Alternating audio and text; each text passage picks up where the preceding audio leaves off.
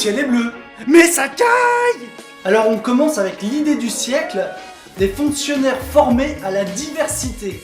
La ministre de la fonction publique dit il faut ouvrir la fonction publique à tous les talents sans distinction. Il serait peut-être temps, non? En 2017, dans le pays des droits de l'homme, c'est quand même un con qu'on ait des difficultés à entrer dans la fonction publique, qu'on soit noir, métis, jaune, bleu, orange, vert, bref. Alors là, je vous sors 3 articles d'un coup, mais c'est pour bien vous montrer qu'en sport en ce moment, les Nantais déchirent absolument tout. Alors, près de Nantes, l'hiver, il produit des tomates comme en plein été, en plein mois de janvier. Tu te demandes quand même ce qu'il met dans ses tomates.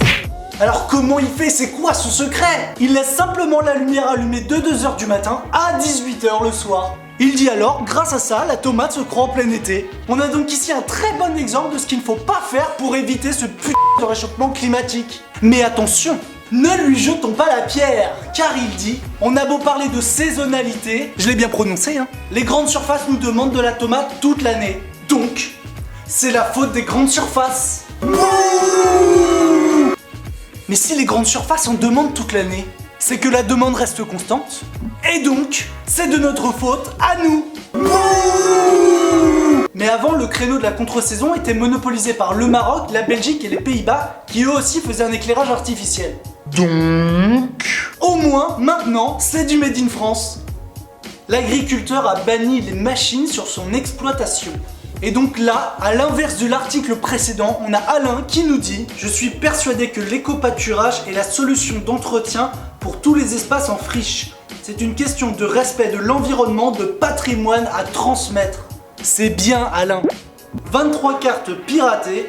Près de Nantes, un couple abusé par un ado. Alors pendant 2 ans, ce couple s'est fait pirater une 20aine de cartes de crédit. Gros bad. Alors l'article ne précise pas le montant total du préjudice, mais l'affaire s'est soldée par ce dernier a reçu un rappel à la loi. Tu voles du fric pendant 2 ans et t'as un rappel à la loi? Parfois ça déconne du côté de la justice. Le mondial de hand a le sens du commerce. Alors on nous en parle très régulièrement du championnat du monde de hand à Nantes. Mais cet article est plus intéressant que les autres, parce que on nous parle de Magouille.